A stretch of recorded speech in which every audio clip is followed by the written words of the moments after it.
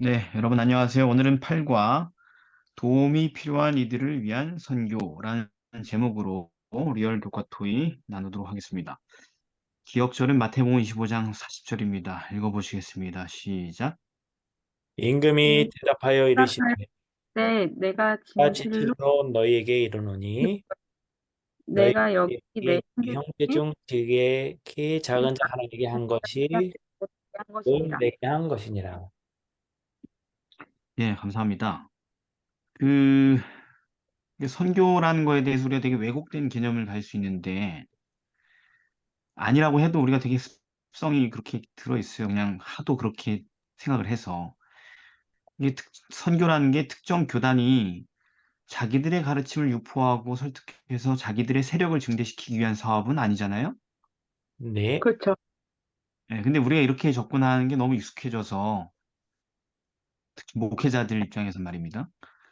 예, 그렇게 정의가 된 것 같아요, 보면. 그래서 결과가 나한테 올 거 아니면 선교가 아닌 거죠, 말하자면. 음, 근데 사실 선교라는 것은 이번 교과에서 우리가 다루고자 하는 건 뭐예요? 단지 뭐 하는 거예요? 세력을 늘리는 게 아니라. 도움이 필요한 사람들을 도우려는 노력이 선교라는 겁니다. 음, 어, 어떤 결과, 힘내자 목표, 뭐 전체 교인 수석생 수 증가 이런 목표를 잡고 하는 건 선교가 아니라는 거예요. 벌써 그건 되게 어때요? 그런 목적이 선교의 목적이라면 그건 목적 자체가 이기적이지 않아요? 그렇죠. 그렇잖아요. 내 세력의 증가라는 거죠, 결론은. 그게 아니라는 것이 이번 교과가 얘기하고자 하는 바인 것 같아요. 아멘. 도움이 필요한 사람들을 도우면 선교라는 거죠. 결과와 실적이 원한 대로 되지 않을지라도. 그리고 그 음, 도움에 가장 중요한 영적인 도움이 꼭 함께 있다는 것이 선교인 거죠, 뭐. 아멘. 예. 그래서 사람들의 행복을 위해서 일하되 그냥 행복이 아니라 일시적인 행복이 아니라 영원한 행복을 위해 돕는 것이 뭐다? 선교다. 네, 아멘. 다른 사람을 나의 자아 실현을 위해 끌어들이려고 하는 어떤 사기술이 아니고 음, 다른 사람을 순수한 의도로 도와주는 게 선교다.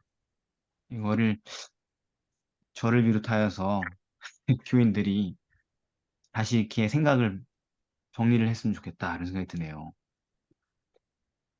저희 아멘. 교회도 지금 전도회 중인데 전도회가 뭐 대부분 전도회가 좀 잘 안 돼요. 다른 어딜 가도 전도회가 좀 잘 안 되고 극소수의 교회만 뭐가 잘 되고 그런데 전도회가 잘 안 된다 된다라는 개념도 그 발상을 어디에 두느냐에 따라 다른 것 같아요. 음, 숫자라는 결과가 있어야지 잘 된 거다라는 생각을 깔고 시작하면은 이게 이미 불순하잖아요, 마음이.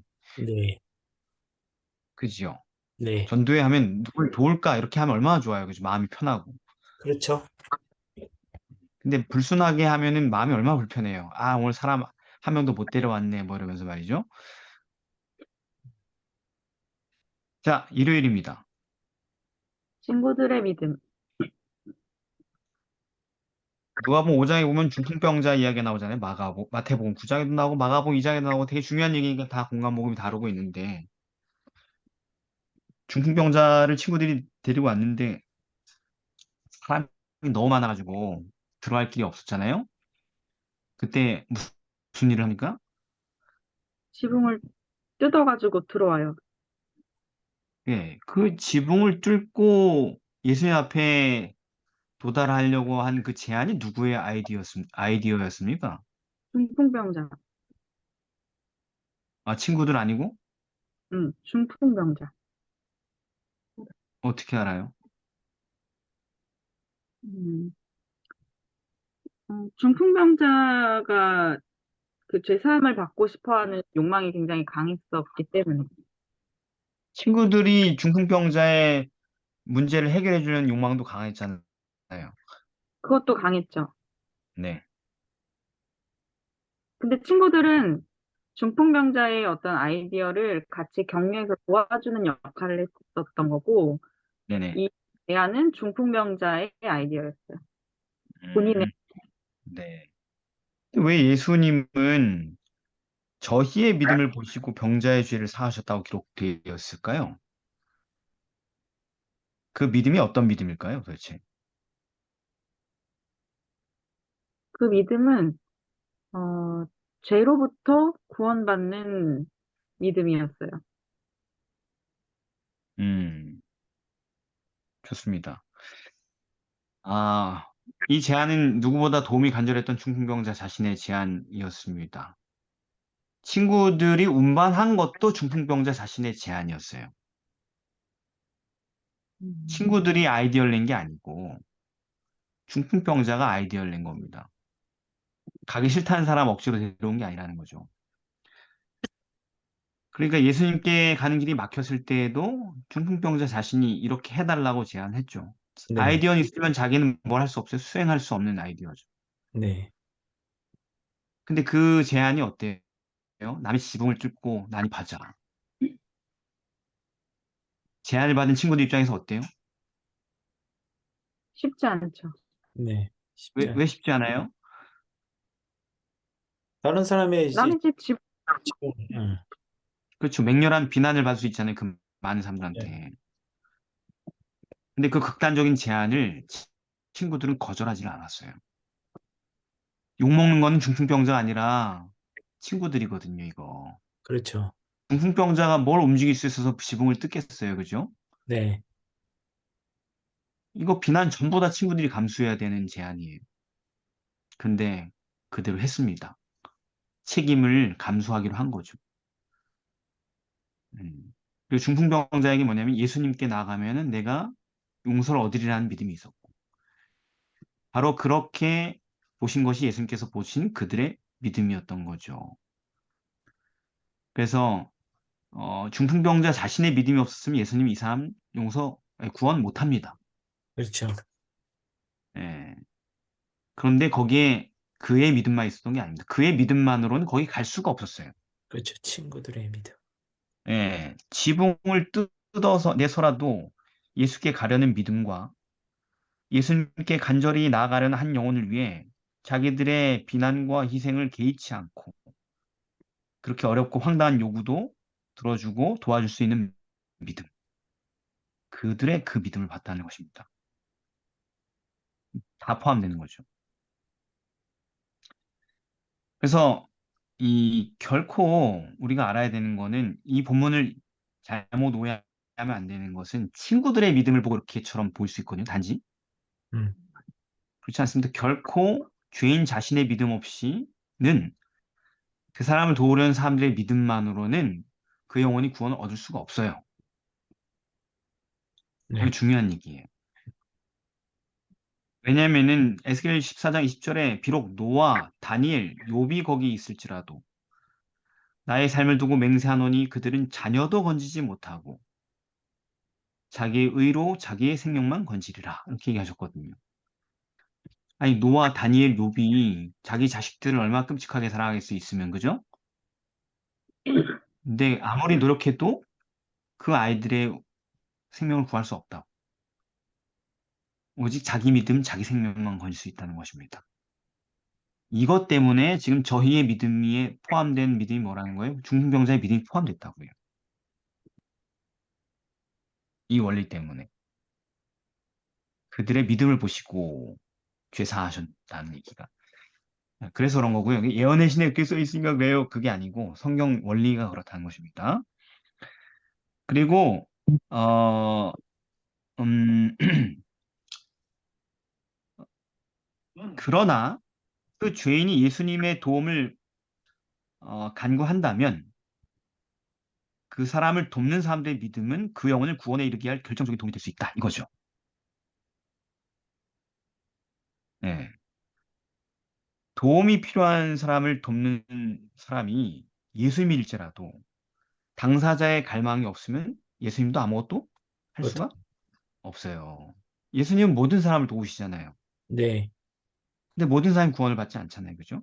네, 그러나 그들이 믿음을 갖고자 할 때 도울 사람이 없으면 어떻겠어요? 그것도 어렵죠, 그죠? 그렇죠. 그래서 저희의 믿음인 것입니다. 뭐냐면 당사자의 믿음과 도우려는 사람의 믿음이 다 함께 있어야 되는 거예요. 아멘. 그러므로 우리는 도움을 요청하는 사람들을 찾아야 됩니다.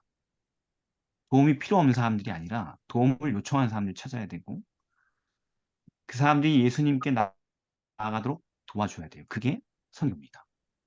도움이 필요한 사람을 찾고 그 다음에 그들을 예수님께 나아갈 수 있도록 돕는 거. 그게 선교이죠. 자, 그러면 우리는 도움이 필요한 사람들이 어떻게 다가갈 수 있을까 하는 게 다음 장입니다. 예수님이 나사렛에서 어땠어요? 거기서는 아무 권능도 행하실 수 없었다. 다만 소수의 병인에게 안수하여 고치실 뿐이었다. 저희의 믿지 않음 이상히 여기셨다. 이렇게 돼 있잖아요. 그죠? 음. 그래서 예수님도 나사렛을 떠나가 버리죠. 2번 방문하시고 다시는 그쪽을 도우러 가지 않으시죠. 왜냐하면 도움을 필요로 하지 그 때문에. 많았습니다. 않아서. 자기 고향인데도 불구하고. 그러니까 우리도 도움을 필요로 하지 않는 사람하고 계속 씨름하는 게 선교가 아니에요. 종종 그렇게 할 때가 있잖아요. 그죠? 돈 필요 없다라고 명확하게 거절의 의사를 보이는데 계속 그 사람만 붙들고 한 100번 찍으면 넘어가겠지 이러면서 계속 찍는 행위. 그거 아니라는 거죠. 그죠? 네. 도움이 필요한 사람들을 더 찾아가는 것이 선교다. 그럴 때 우리는 그 사람들이 예수님을 만나는 결과를 보게 될 것이다. 월요일입니다. 오직 그리스도의 방법. 그래서 복음을 성공적으로 전파하신 예수님의 사역의 비결이 뭐예요? 음. 먼저 죄를 깨닫게 하신 다음에 그 다음에 복음을 전하셨어요. 아, 뭐, 죄를 깨닫게 하는 거? 예, 뭐, 그렇죠. 너무 초입부터 너무 강렬하지 않아요? 왜냐면은 예수님 말씀에 어, 저희에게 이르시되 건강한 자에게는 의원이 쓸데없고 병든 자에게야 쓸데가 있듯이 내가 의인을 부르러 온 것이 아니요 죄인을 부르러 왔노라 하시니라 라고 말씀하시면서 음, 어, 예를 들어 병자를 그냥 고친다고 하더라도 그 병자에게 그 방금 전에 중풍병자 같은 경우에도 그랬고 항상 그 그러니까 내가 나았으니 더 심한 것이 생기지 않게 다시는 죄를 범치 말라. 그렇게 죄를 짓지 않는 상태로 음. 구원을 해주시는 게 그리스도의 사역의 비결이었던 것 같아요. 그럼 먼저, 이다혜 성도님 그러면은 이다혜 성도님이 친구들이 쭉 있는데 1번 첫 번째 해야 할 일이 죄를 깨닫게 하는 일이라고 생각하시고 만나는 애들마다 너는 이게 죄다. 이렇게 얘기를 하시면은 성공적인 선교가 될 수 있을까요? 어, 정죄하면서 선교를 하면 안 되는 것 같고, 지금 그 사람이 괴로운 이유가 죄 때문이라는 것을 깨닫게 하는 거는 중요한 것 같아요. 아, 네가 이렇게 고통당하는 이유는 네 죄 때문이야라는 얘기를 해주면서 시작한다는 거죠, 선교를. 어, 그런데, 그렇게 그럼 좀, 조수행 집사님 뭐 할 얘기가 있으십니까? 먼저 이제 그 사람하고 친해져야겠죠. 그리고 네, 그 사람이 필요한 것이 무엇인지를 보고서는 근데 그걸 이제 어느 정도 채워주면서 그 네, 다음에 이제 어느 정도 이 사람과의 마음이 통한다. 그러면은 네, 이제 예수님에 대해서 소개를 해주고, 네. 예, 그런 식으로.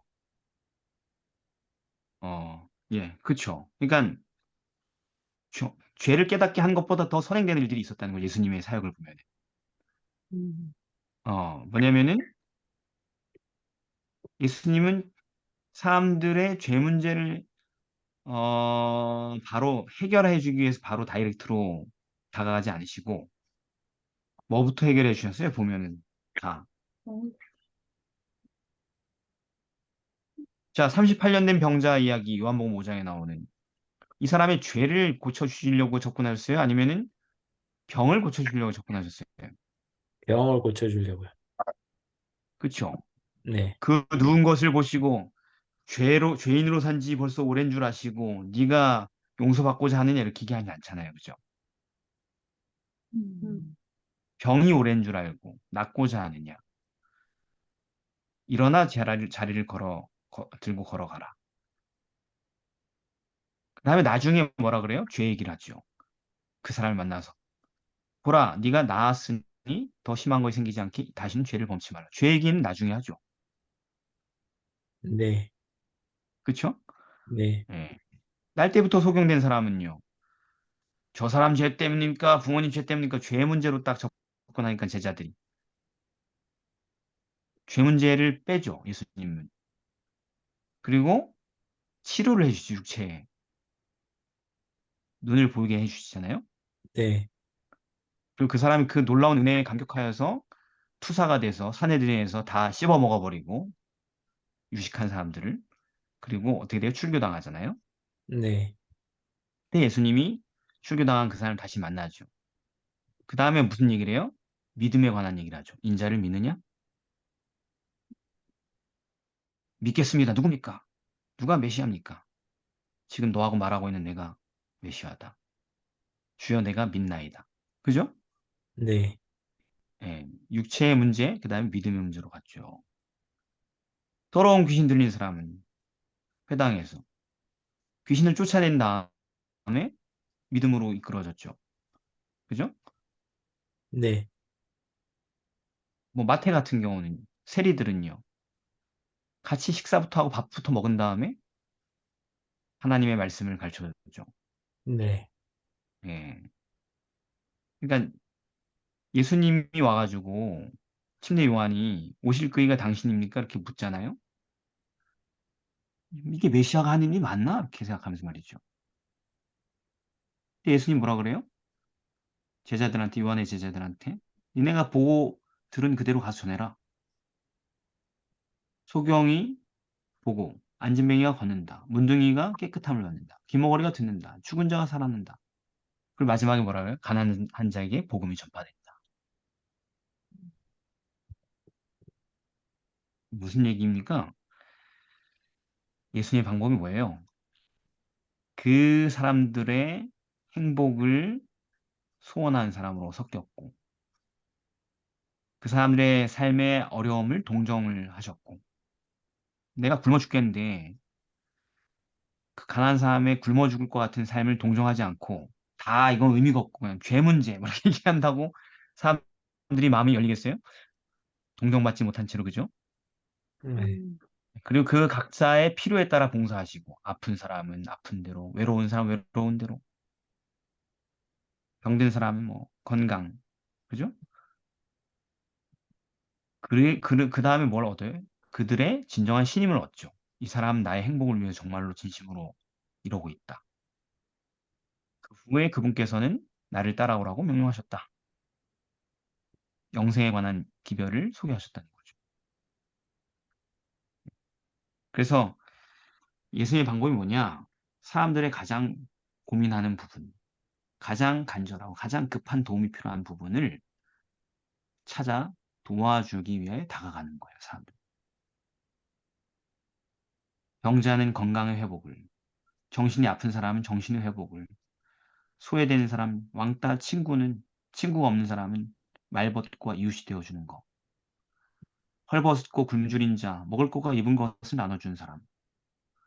위로가 필요한 사람에게 희망의 말을 건네는 사람. 뭐 이런 거 말입니다. 그렇게 하셨다는 거예요, 예수님. 영적인 것을 거론하기 전에. 그러면 사람들이 자신의 더 깊은 갈망을 깨닫고, 그리고 이분이 나를 도울 수 있다는 사실을 신뢰하게 되고, 마음을 열게 됐다. 그래서 이웃을 사랑하라는 계명을 우리가 실천하면 사람들에게 신뢰를 얻을 수밖에 없다. 사랑하는. 그러면은 영생의 비밀을 소개해 줄 가장 최고의 기회를 얻게 된다. 예. 근데 아, 이렇게 글을 써놔도 오해를 또 해요. 어떤 사람들은. 열정이 넘치고 교회를 부흥시키고 실적을 올리는 사람들은 이걸 또 마케팅적인 관념으로 본단 말이죠. 사람 낳기 위해서 이런 투자와 연출을 잘 준비해서 가라는 식으로 이해하는 거죠. 근데 그게 아니고 핵심은 나 개인이나 교회의 성공에 초점 맞추지 말고 제발 사람들이 고통에서 해방되고 행복해지길 바라는 마음으로 섞이고 도와주는 삶을 살자는 것이죠. 그게 선교라는 거죠. 선교의 시작점이라는 거죠. 그러면 이제 아까 이다혜 성도가 얘기한 것처럼 진정한 더 큰 문제인 죄가, 예, 죄에 대한 이야기를 할 수 있게 된다는 것이죠. 아까 얘기했잖아요. 죄에 대해서 내가 얘기를 하면 죄를 깨닫게 하면 상대방 기분 나빠요. 기본적으로. 그럴 거예요. 그죠? 그런데 나를 사랑하는 사람이라는 확신 가운데서는 그게 받아들여지는 겁니다.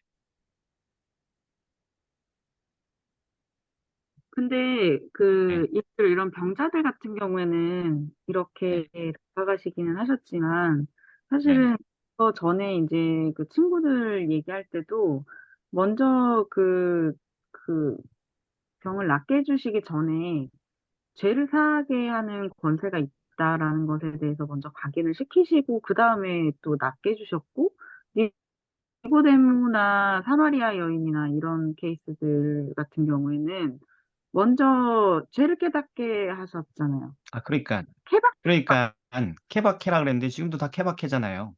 지금 얘기한 게 모든 게 케바케잖아요. 그죠? 아픈 사람은. 그러니까 지금 얘기한 처음에 얘기한 게 누구야? 중풍병자 같은 경우는요. 중풍병자는 중풍병 나으러 간 게 아니니까 처음부터. 음, 그렇죠. 죽기 전에 네. 평안의 죄사함의 말씀을 듣기 위해서 간 거니까 그 필요 그대로 먼저 얘기해 주신 거예요. 음, 필요에 따라 봉사했잖아요. 그죠? 네, 그러니까 가난한 사람이라도 가난에 대해서 고민하는 게 아니라 자기 죄 때문에 고민하는 사람 바로 죄에 대한 얘기를 할 수 있죠. 믿음에 대한 얘기를. 그죠? 그렇죠. 근데 사람들이 다 그렇게 준비되어 있냐고요. 예수에 대해서 얘기해 주소서 이런 사람이 어디 있냐고 요즘 우리가 선교하려는 사람들 중에. 그렇죠. 제가 정말 많이 선교해 봤는데 전도 많이 해봤 사람들 만나 예수님 얘기해 봤는데 다 관심 없어요. 그 주제에는. 그렇죠. 음, 예. 아니 교회에서 단상에 설교해도 교인들도 관심이 없는데 예수님에 대해서. 오케이. 교회 박사람들이 무슨 관심이 있겠어요. 그죠? 관심 있는 사람들이 간혹 있지만 성경에도 그게 되게 특이한 몇 명 안 되잖아요. 그죠? 네, 예. 아니 아들이 아파가지고 살려달라고 온, 예? 왕의 신하가 아들 때문에 갔지 자기 죄 문제 해결하려고 한 게 아니잖아요. 그렇죠. 그죠? 그 상황에서 아들 문제와 함께 죄 문제까지 해결된 거죠. 그런 것처럼 예수님은 야 아들은 그냥 죽는 거고 네 죄 사함 받는 게 더 중요해 이렇게 얘기하지 않았다는 거죠. 가라 내 아들이 나았다 하면서 희망의 소식을 그걸 얘기해 주죠. 근데 그거에 뭐가 포함된 거예요? 그 사람에겐 죄 사함이 포함됐던 거였죠. 그러니까 우리의 일상의 필요, 삶의 문제들이 죄 문제하고 완전히 별개가 아니라는 것을 예수님께서 아시기 때문에 우리가 일상적으로 당하는 뭐 병, 자식의 죽음 뭐 이런 것들 여기 나온 모든 스토리들 그게 다 뭐예요? 죄의 결과잖아요. 음, 예. 네. 그래서 아들이 죽어 나가려고 그러는데 내 죄 문제부터 해결해야지 하면서 고민하는 아버지 별로 없거든. 그렇게는 안 절박한, 예, 하는 절박한 건 내 자식이 지금 죽냐 사냐가 절박하겠죠. 그 상황에서. 그죠? 그 그렇 도움을 찾겠죠. 그죠? 예. 그렇긴 했지만은 사실은 또 그 말씀을 하시기 전에도 네. 예수님이 너희는 표적과 기사를 보지 못하면 도무지 믿지를 않는다. 이렇게 먼저 책망을 먼저 하시긴 하셨잖아요. 그렇죠. 왜냐면은 아들이 절박한 도움이 필요한데 의심하고 갔으니까. 그렇죠. 내 아들 안 고쳐주면 안 믿을 거야. 뭐 이렇게 하면서 전제를 깔고 갔기 때문에 그 얘기를 하신 거죠. 그렇죠. 순수하게 아들을 도와달라고 하고 의심하지 않고 갔으면 그런 얘기를 들을 리가 없죠. 그렇죠. 예, 그래. 도와줄게 하시겠죠. 그죠? 근데 마음속에 도와주셔서 이렇게 하면서 안 도와주면 안 믿을 거야 이러고 있으니까 예수님이 하신 말씀이죠. 어때요? 예수님이 하신 방법이 모순되지 않죠? 다 일관되죠. 그죠?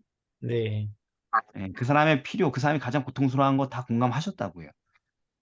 우리는 그렇죠. 종종 죄 문제가 가장 중요하니까 그런 건 중요하지 않아 이렇게 밀어붙일 수 있는데 당신 가난한 거 중요하지 않아. 당신 아픈 거 중요하지 않아. 죄 문제부터 해결해 이렇게 얘기할 수 있는데 그게 정상적인 선교의 접근이 아니겠죠. 그렇죠. 그럼 냉정하고 무감각하고 동정심 없는 접근이 말이죠. 그러니까 실패하는 거고, 많은 경우에. 사람의 마음을 얻어내지 못하는 거죠. 예, 그래서 예수님은 그렇게 하셨다. 예수님은. 예, 예, 화요일입니다. 이민자와 난민. 여기, 예. 이민자는 뭐고 난민은 뭡니까? 음, 성경에서요? 아니요, 그냥 사전적 의미죠. 이민자는 원래 외국인인데 이 나라의 국민으로 인정받고 살게 된 사람이 이민자고, 그렇죠? 남, 예. 이, 이 나라의 국민이 된 건 아니지만 그냥 이 나라에 같이 섞여서 체류만 하는 그런 사람들이 난민이죠. 난민도 이제 정착하려는 난민들이 있죠. 이 나라에 일원이 되고. 자, 그러니까 더 나은 삶을 위해 다른 나라를 찾아온 이민자들도 있고, 전쟁, 정치 문제, 종교적 탄압 이런 걸 피하여서 망명을 신청한 난민들이 증가하고 있잖아요. 네, 우리나라도 되게 많은 해외 인구가 유입이 되고 있어요. 예. 과거에는 뭐 아시아권에서 많이 왔지만 요즘은 이슬람계가 굉장히 많이 오고 있죠. 그죠? 유럽이나 뭐 북미 쪽에서도 오고, 그죠? 다양한 사람들이 오는데 뭐 요즘 전쟁 때문에 유럽은 난리죠. 유럽은 난민이 어마어마하게 들어오잖아요. 그죠? 정말 큰 문제잖아요. 그 난민들은 정말 살기 위해서 가는 거고 생명의 위협을 받으니까. 그래서 우리나라는 좀 멀어서 좀 덜하긴 하지만 우리나라도 굉장히 이민자 난민이 증가하는 추세에 이제 놓일 건데 세계적인 추세인데 그게 또 이와 더불어서 유럽 사회를 보면은 그런 외국에서 유입된 인구로 말미암아 사회 문제와 범죄가 증가하고 있죠. 네. 우리나라의 경우는 뭐 이슬람계 테러리스트나 이런 것들은 우리가 잘 겪지 않지만 아직까지 프랑스 같은 경우는 교사가 종교 교육하다가 그 뭐지 이슬람을 좀 모욕하는 사파를 썼다고 해서 학생한테 참수되잖아요. 길 가다가 목이 잘리잖아요. 바로 길거리에서. 그 되게 유명한 사건이지 않습니까? 그리고 지금 프랑스 같은 경우는 그런 류의 테러가 굉장히 많이 발생하고 있죠. 극단적인 이슬람을 믿는 난민이 사고를 치는 경우가 되게 많죠. 폭탄 테러라든가 칼부림이라든가 뭐 등등등. 그런 걸 보고 또 우리나라 사람들은 어떻게 해요? 아직 그런 일이 일어나지도 않았는데 이슬람 우리나라에서 몰아내야 된다 하면서 막 난리죠 또. 중국이나 또는 뭐 북한 동포나 뭐 등등등 조선족이나 이런 사람들 우리나라에서 굉장히 많은 범죄율을 증가시키고 있죠. 강력 범죄로. 예. 제주도나 이런 데는 훨씬 범죄율이 막 올라가죠. 중국 사람이 워낙 많이 많아가지고. 근데 막 컨트롤 불가하고 막 그러는데 하여튼 그러니까 다 그런 건 아니지만은 외부 인구가 유입되면서 일어나는 사회 문제와 현상이 있는데 우리가 어떻게 이 난민이나 이민자 문제를 취급해야 될까요? 음,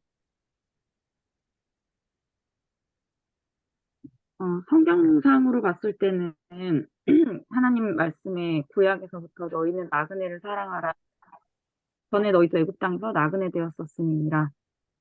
라고 말씀을 하셨고, 우리가 이제 사회적 약자에게 그 약자로서의 어떤 배려나 도움을 주기는 줘야 되는데, 근데, 어, 그렇지만 그들에게만 그들이 약자라고 해서 법의 기준을 좀 더 다른 기준으로 적용을 해서 하거나 해서는 안 되고,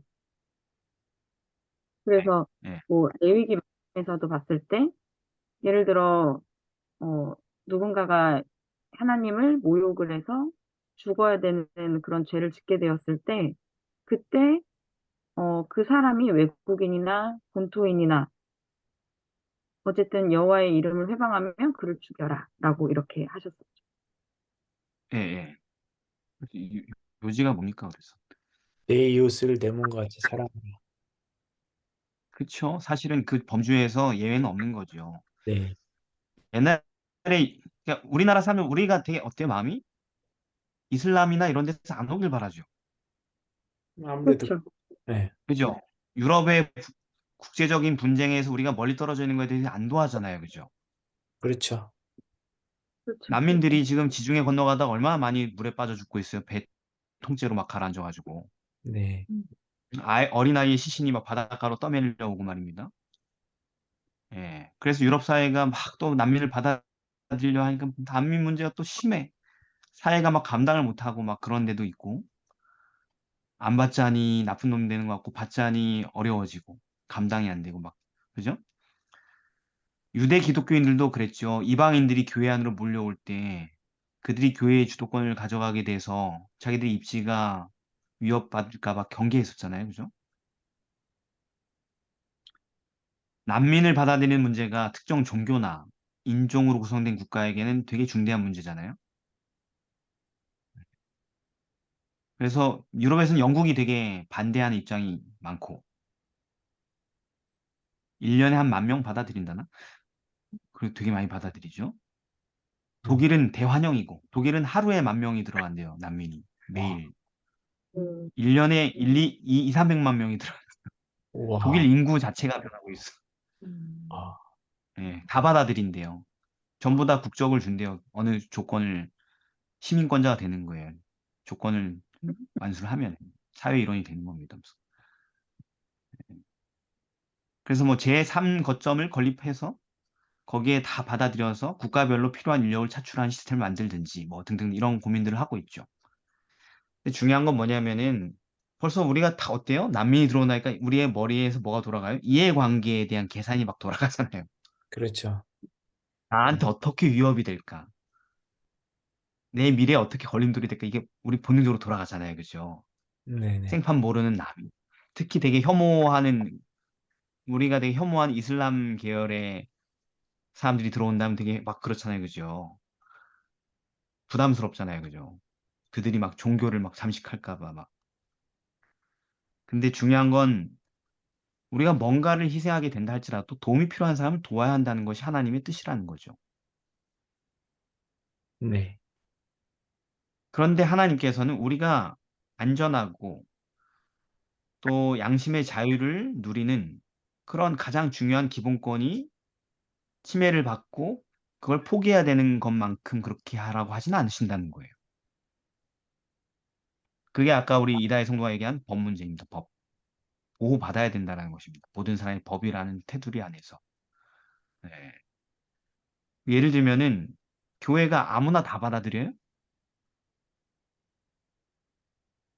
아니요.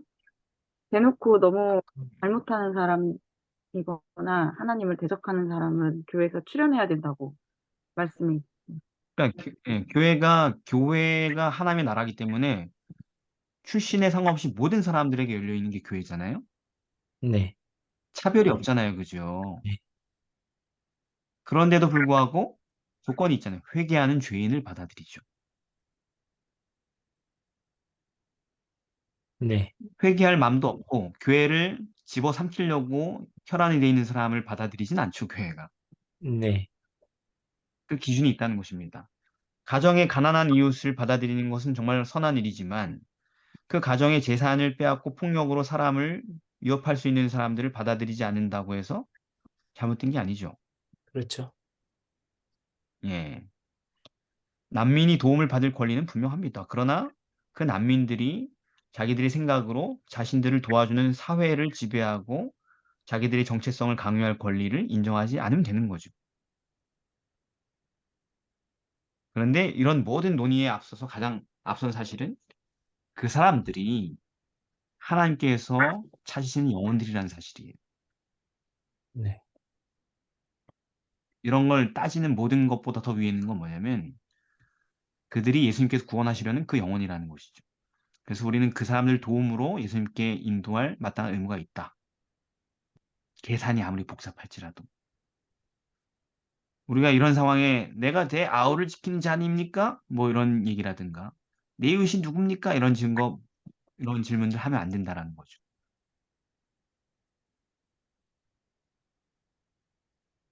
자, 수요일입니다. 상처받은 사람들을 돕기. 주변에 상처받은 사람들 많아요?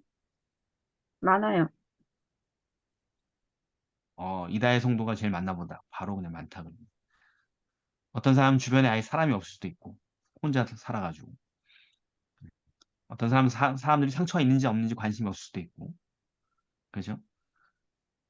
근데 나보다 풍족하고 우월한 위치에 있고 힘없는 내 도움을 필요로 하지 않는 듯 보이는 사람도 있죠. 있죠. 예, 상처받은 사람도 많지만 어떤 사람은 자기가 볼 때는 자기가 제일 상처받은 것 같고 다른 사람들은 다 잘 사는 것처럼 보일 때도 있거든요. 그런 사람들에게는 어떻게 선교할 수 있을까요? 나보다 다 행복한 것 같은데. 음, 근데, 어, 디모데전서 6장 9절에서 10절 말씀을 보면, 네, 부하려는 자들은 시험과 올무와 여러 가지 어리석고 해로운 정령에 떨어지나니, 곧 음, 사람으로 시험과 멸망에 빠지게 하는 것이라.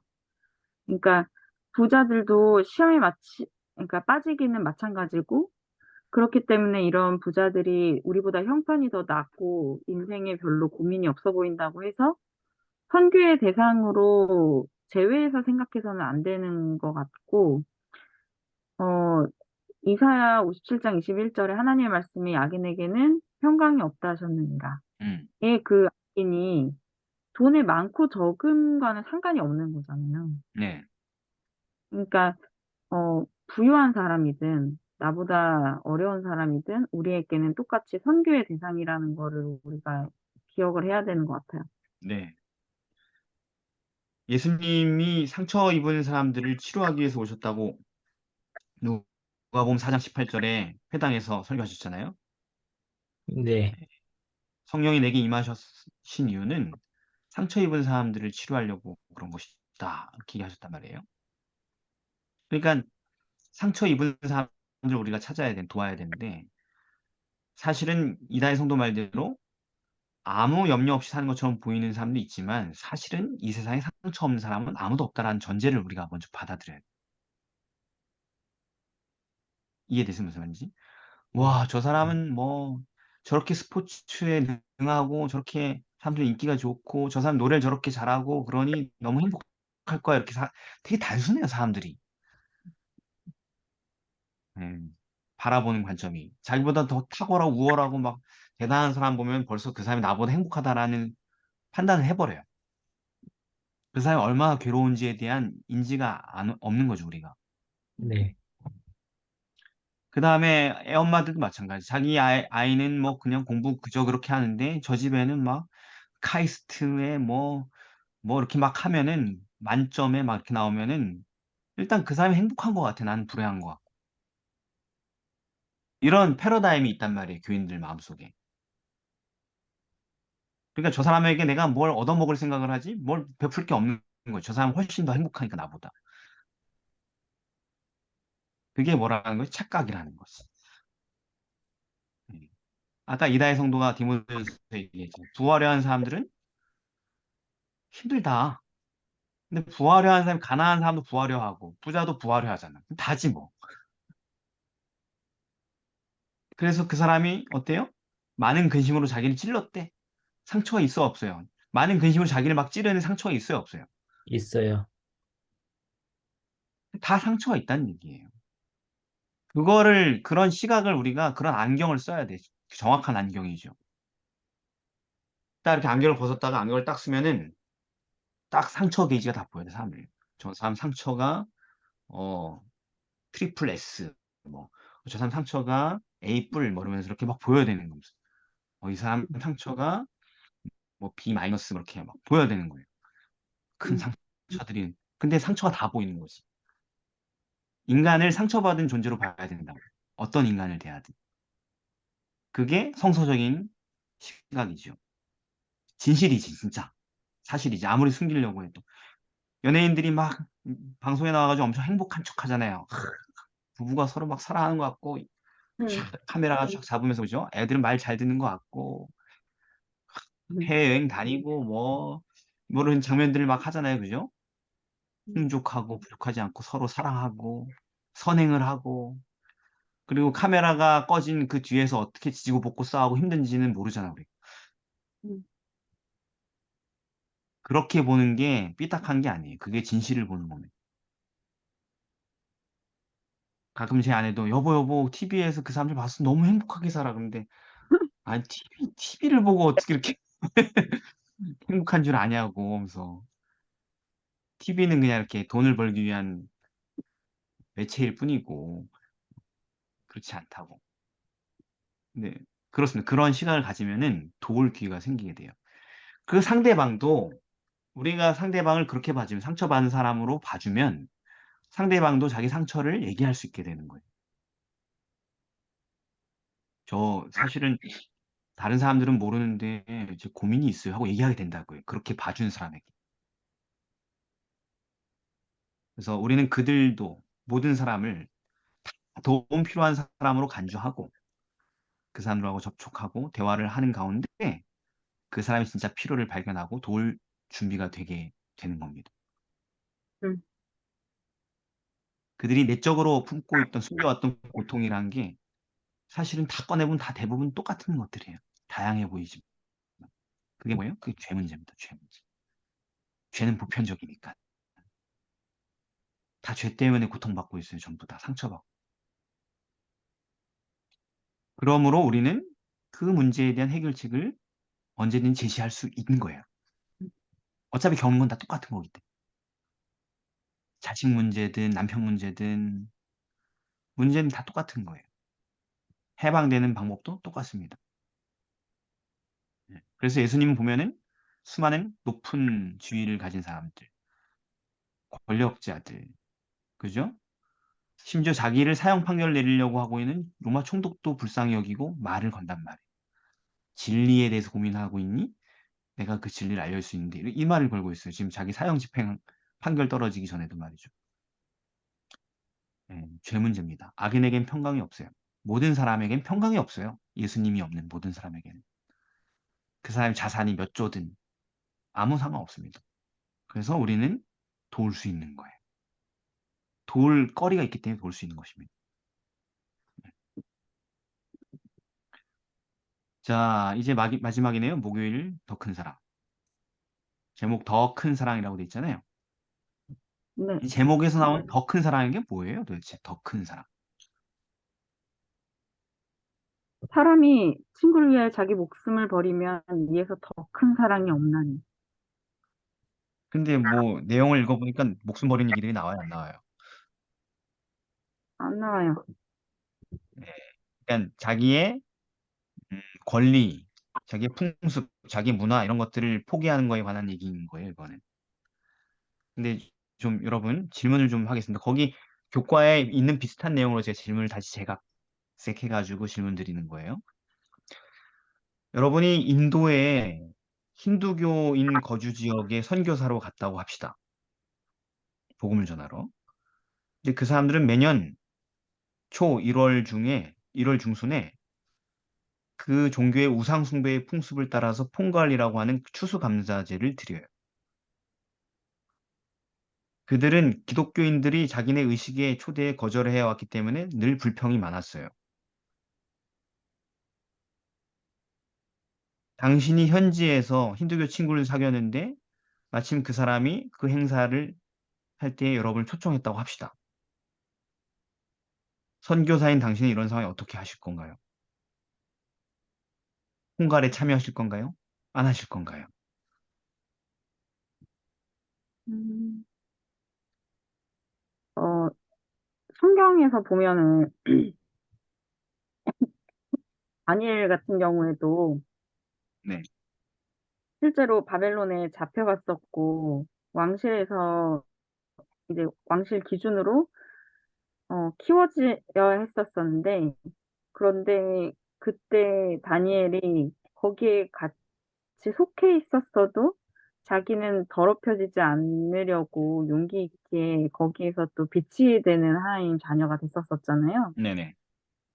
그런 것처럼 그냥 이제 이거는 우상 숭배 풍습이고 여기를 가는 거는 내가 그리스도인으로서 약간 불명예스럽고 내가 약간 이렇게 그 의의 기준에서 좀 벗어나는 것 같다라고 해가지고 그냥 이렇게 딱 이렇게 단절해버리는 게 아니라, 어, 가서, 가서도, 어, 맛을 잃지 않은 소금처럼 있을 수 있지 않을까 생각해 봅니다. 일단은 우리가 타인에게 다가서기 위해서는 내 생각이나 내 습관이나 내 기득권이나 내가 편안한 문화나 이런 것들을 양보하고 내려놓을 수 있는 더 큰 사랑을 품은 친구가 되어야 하는 건 맞죠? 그렇죠. 맞죠? 그죠? 내가 가지고 있는 내 습성을 대부분을 포기할 만큼 말입니다. 그죠? 내가 불편하면 우리 안 사귀잖아요, 친구. 내가 그렇죠. 편안한 바운더리에서 만나는 거지. 나랑 맞는 사람. 그죠? 근데 선교는 그렇게 하는 게 아니잖아요. 음. 그래서 바울이 나는 모든 사람에게 자유하지만 스스로 모든 사람에게 종이 됐다. 얘기하잖아요. 맞는 영혼을 얻으려고. 유대인에겐 유대인처럼. 율법 아래에 있는 자들은 율법 아래에 있지 않지만 율법 아래에 있는 자처럼 된 것은 그 사람들을 얻으려고 그랬다. 율법 없는 자에게는 율법이 있지만 율법 없는 자처럼 내가 됐다. 그 영혼들을 얻으려고. 약한 자에겐 약한 자처럼 됐다. 여러 사람에게 내가 여러 모양이 된 것은 아무쪼록 몇몇 사람들을 구원코자 함이니 이게 바울이 한 말이란 말이에요. 바울은 정말 수많은 사람들에게 자기를 맞췄죠. 어딜 가든 자기가 원래 갖고 있었던 것을 내려놨죠. 그게 더 큰 사랑인 거죠, 말하자면. 네. 어때요?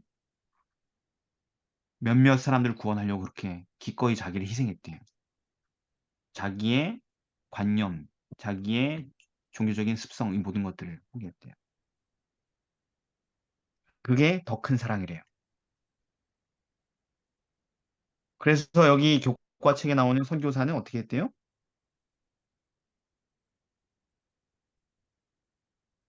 어떻게 했대요? 예, 여기 추수감사제에 참석했다고 써 있습니다. 맞아요. 예수께서 사람들의 특별한 축하 행사 초대에 응하셨던 모범을 따라 그렇게 했다고 써 있어요. 그러니까 이 행사가 지금 제가 얘기한 이 행사인지 몰라요. 여긴 정확한 자료가 없으니까. 네. 근데 저는 제가 얘기한 건 폰갈이라는 행사는 우상숭배의 행사예요. 음, 우상숭배적인 요소들이 녹아있는 여러 가지로. 폰갈을 하는 사람들에게는 내가 폰갈을 하는 사람처럼 된 것은 더 많은 영혼을 얻고자 함이라. 어때요? 괜찮아요. 괜찮아요? 네. 뭐 아까는 아니라며. 학교로 가는 거 아니잖아. 아까는 아니라며. 아까는 기준을 포기할 수 없다며. 아니, 다니엘처럼. 그러니까 참여는 하되 거기서 우상 숭배를 안 할 수 있잖아요. 꼭 거기에서 같이 우상 숭배를 할 필요는 없잖아요. 어, 그 모든 제의적인 과정들을 살펴보니까 우상숭배의 개념들이 다 녹아있더라고요, 보니까. 아, 근데 네, 그치. 정신이 중요하죠. 아, 행동은 그렇게 해도 술을 받아 마셔도 정신만 말짱하면 된다, 뭐 이런 얘기 비슷한 거죠. 그때 왜 그 고린도전서에 그런 말씀 있잖아요. 그 만약에 이게 그러니까 나는 고린도전서 아니구나. 내가 이제 다른 사람들이 나 때문에 시험 받을까 봐 나는 음, 그냥 고기 안 먹겠다. 이렇게 사도 바울이 이야기를 하는데 그때 네, 이제 어 믿음이 강한 사람들이 이게 이제 거의 대부분 고린도 때는 이게 우상에게 받쳐진 것, 받쳐진 고기들이 주로 유통이 됐었고 도시였기 때문에 그 고기를 먹게 되는 것만으로도 우상 숭배가 되는 거냐 아니냐. 네. 하지만 내가 우상 숭배를 하려는 마음이 없고 그냥 고기 없는 사람들, 강한 사람들이라고 그때 거기 성경에서는 표현을 했었는데, 음, 그러니까 실제로 그 고기가 옛날에 우상에게 이렇게 그 전에 받쳐졌다가 유통이 됐다고 해서 내가 이 우상 숭배를 하겠다 이런 마음으로 만약에 그 고기를 하면 우상숭배 되겠지만 그냥 여기 아무 의미 없이 고기를 먹으면은 괜찮은 거잖아요. 그럼 예, 네, 여기 바울이 얘기했죠. 우상에게 바쳐졌다고 그 유통된 고기가 먹는다고 우상 숭배는 아니다. 이렇게 했죠. 우상은 아무것도 아니라고. 네. 그러니까 예, 예. 그런데 상대방이 이건 우상에게 바쳐진 제물인데요라고 이걸 먹으면 우상 숭배인데요라고 개념을 더 씌우면 우상 숭배가 된다 그랬죠. 그래서 그 사람을 위해서 먹지 않는다고 했죠. 그죠? 그렇죠. 그 사람을 위해서 밥을 자, 안 먹는다 했지만 어쨌거나 예. 현관을 가서도 뭐가 있는지는 잘 모르겠지만은 뭐 그래서 제가 얘기를 했죠. 지금 굳이 다 안 얘기했지만 우상 숭배의 관습대로 행습이 이렇게 다 된다. 과정들이 된단 말이에요. 그러니까 할 수 없는 것들이야 만약 기독교인들이 말하자면 원래는. 예를 들어 예를 들어서 우리가 절에 가가지고 108배를 할 때 우리도 같이 108배를 하나요? 우상 앞에서? 그냥 108배 안 하고 그냥 옆에 있으면 되잖아요. 그러니까 제 말이 그거예요. 그게 그 뜻입니다. 그래요. 뭐 좋아요. 그러니까 우리는 우리의 기득권이나 우리의 습관이나 우리의 어떤 문화나 이런 걸 내려놓을 수 있어요. 그죠? 그게 율법이 아니기 때문에 하나님 율법이 아니기 때문에. 그러나 상대방을 위해서 믿음과 원칙마저 계명마저 저버리는 것은 결코 더 큰 사랑이 아니라는 것을 기억해야 돼. 그건 그 사람들을 더 좋은 세상으로 끌어오는 사업이 아니라 우리가 그들의 세상으로 타락되는 것입니다. 네. 일단 타락한 사람은 상대방을 더 높은 세계로 끌어올려줄 동력 자체를 스스로 버린 거예요. 자, 예를 들어서 제가 목사인데 어, 술을 먹는 이웃 아저씨들하고 사귀기 위해서 술자리에 가가지고 같이 얘기를 한다고 합시다. 음. 근데 아저씨님 막 술 팔버리고 얘기하는데 목사라고 술을 안 먹을 거 아니에요, 그죠? 네. 그래서 혼자 그렇게 하는 게 미안해가지고, 아유, 저는 안 먹어도 되고요. 아유, 제가 따라드리겠습니다. 이렇게 한 잔씩 돌리겠습니다. 뭐 술을 이렇게 딱 따라드려. 자, 어때요? 너무 선교의 아름다움이 넘치죠? 음. 또 뭐 굳이 술 먹게 장려하게 그렇게 따라줄 필요까지는 없지 않아요? 그러니까 호의를 나타내려고 그들과 하나 되기 위해서. 제가 원래 이러면 안 되는데 여러분들 위해서 제가 한 잔씩 따르겠습니다. 받으십시오. 하면서 이렇게 하면 너무 감동받게죠, 지역 주민들이. 아니요? 별로 감동스럽진 않은데. 아니, 목사가 이렇게까지 해주는데 얼마나 감동스러워요. 자기의 어떤 원래 삶을 버리고. 그래서 막 아저씨가, 좋네 하면서 담배를 딱 껐는데, 잠시만요 하고 탁, 착, 해가지고 이렇게 불을 딱 붙여드리면 너무 감동받겠죠. 목사님 내 담배 붙여주셨다. 나 그 교회 음. 가고 싶어. 이렇게 할까요? 아, 전에 목사는 우리 술 먹는데 한 번도 온 적 없으면 저 사람 와가지고 술도 따라주고 담배불도 붙여준다. 어때요? 그렇게 또 참여하는 거는 굳이 안 하는 게 나은 것 같고. 그죠? 그냥, 그럼 이제 만약에 지나가던 교인이 그걸 보고 이제 목사님 어떻게 그럴 수 있냐고 그렇게 얘기했어. 음, 목사님이 이렇게 얘기하는 거지. 내가 이렇게 안 하면 그 사람을 누가 만나줍니까? 나는 그들의 영혼을 구원하기 위해서 하고 있으니 올바른 일을 하고 있는 것이요. 이렇게 하면은 어때요? 맞아요? 아니요? 왜 안 맞아? 안 만드는 것 같은데요? 이유를 얘기해야지 사람이 냉철하게 왜 그런지. 응. 아니, 거기에 간 이유 자체가 이 사람들이 자기네들의 구원이 술에 있다고 생각을 하고 뭔가 그 정말로 예수님이라는 어떤 진리를 알기에 좀 어려운 상황에 있는 거를 그 사람들에게 전할 수 있는 방법이 그 자리밖에 없어서 만약에 갔다고 하면 그 네. 사람들이 더 정신이 없어지게 자꾸 술을 먹게 장려를 한다거나 건강 이상하게 담배에 불을 붙여줄 것이 아니라 아니, 그 어차피 사람들을 내가 불을 안 붙여줘도 자기가 불을 붙일 거고, 어차피 내가 따라주지 않아도 그 사람이 자기가 자작해서 술 마실 건데, 내가 이렇게 좀 하면 안 돼요? 예, 내가 거기에 같이 동조를 하는 거는 좀 안 되죠. 왜 안 되냐니까. 왜냐면은 그렇게 하면은 좋지 않아요를 이야기하러 가가지고 그렇게 하면 안 되죠. 그래, 그래. 아유, 노력 많이 했다. 오케이, 너희가 좋아요. 예, 너희가 먹든지 마시든지 네, 무엇을 하든지 다 하나님의 영광으로 해라 하라. 그 예, 하나님의 영광을 위해서 하는 게 아니고 네, 그렇게 하는 것 자체는 자기의 예, 그 어떤 행동을 이렇게 뭐 포장하기 위한 그런 것 같아요. 그래서 예. 그러니까 가을이, 거기 예, 사람들이랑 같이 사회적으로 어울리고 싶어서 가는 게 아니라 진리를 전하려고 가는 거니까 네, 목적의식을 가지고 가서 네. 그렇게 정신이 없는 사람들에게 오히려 좀 집중할 수 있는 뭔가 이렇게 대화 주제를 좀 들고 간다든지 뭐 이런 것들 그리고 다른 방식으로 있어도 충분히 즐겁고 구원받을 수 있다라는 것을 보여주기 위해서 가는 거죠. 그러니까 모든 것이 가하나 모든 것이 유익한 것이 아니요. 모든 것이 가하나 모든 것이 덕을 세우는 것이 아니니 누구든지 자기의 유익을 구치 말고 남의 유익을 구하라. 바울이 이렇게 얘기했단 말이에요. 네, 그러니까 내가 술을 따라주는 게 남의 유익을 구한다고 지금 이 목사는 착각하고 있는 거잖아요. 그죠? 이렇게 함으로써 그를 하나님께로 인도할 수 있다고. 근데 사실 이 행위 자체가 이미 상대방에게 어떻게 되는 거예요? 유익이 되지 않는 겁니다. 술을 마셔도 유익이 되지 않는 걸 떠나서 아, 목사도 우리랑 뭐 이렇게 삶이 네, 다르지 않은 사람이구나라는 인상을 주므로 그래서 저 사람이 살고 있는 저 높은 세계가 없는 거죠. 말하자면 딸려갈. 그렇죠. 예. 동력을 스스로 버린 거죠.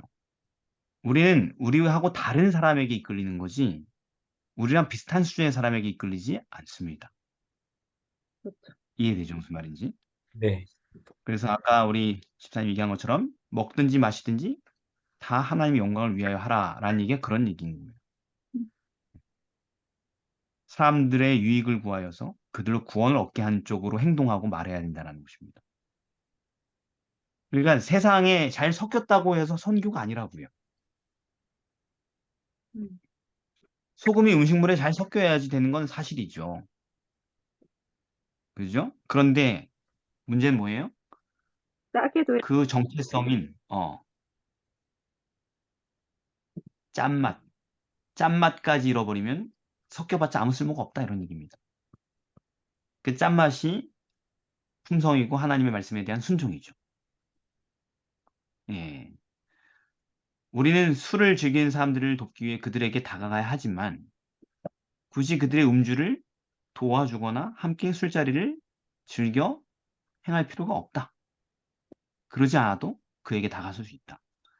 우리는 폭력배들에게도 다가서야 하지만 굳이 그들의 폭력을 거들어줄 필요가 없다.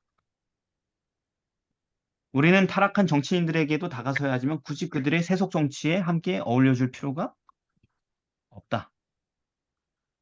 우리는 뭐 식인종에게도 가서 선교를 해야겠지만 굳이 그 사람들과 함께 사람을 잡아먹거나 아니면 나는 안 먹지만은 이 다리살 하나 드시오 하고 건네줄 필요는 없다.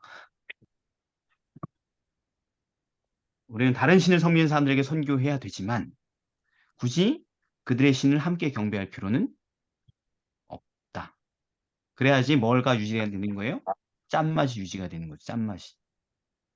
그 상대방을 짠맛으로 물들일 수 있게 되는 거죠. 내가 맹탕인 상태로 같이 어울려가지고 무슨 짠맛을 낼 수 있냐는 거죠. 우리가 그냥 사람들하고 섞여 있다고 해서 세상에 빛입니까? 빛이 나고 있어야지 빛이죠. 그죠?